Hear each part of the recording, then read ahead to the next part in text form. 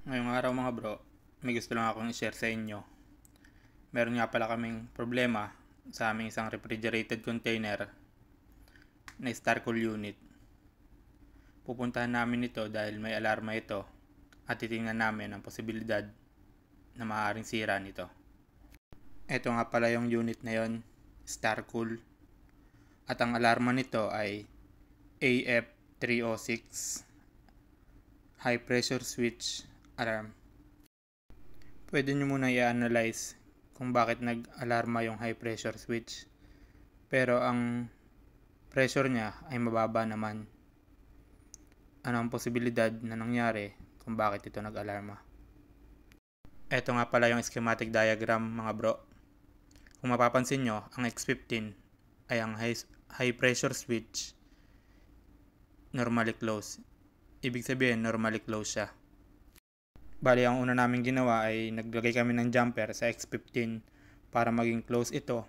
Dahil nag-continuity test kami dito sa X15 na ito at naging open ang high pressure switch na ito.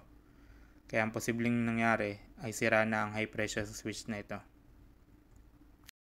Yung dalawang wire na yan mga bro, yan yung aming continuity test. At naka-open na yan.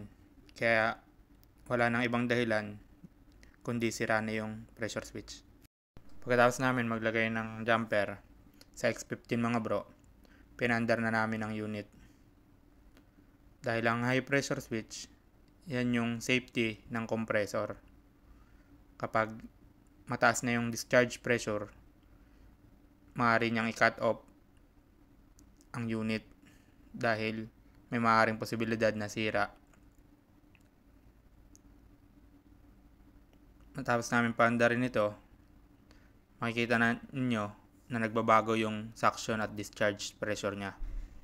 At yung return at supply temperature ay umangat na rin dahil ang compressor ay umaandar na.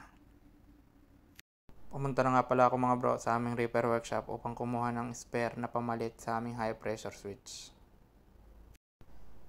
Normally closed talaga siya mga bro.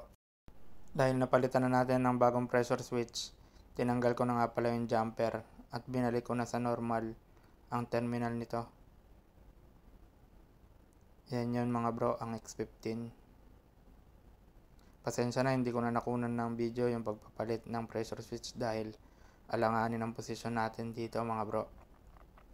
Tier 76 or 3 high ito mga bro. Kaya nakasuot tayo ng full body harness. Safety first. Kasama ko nga pala ang aming electrical officer.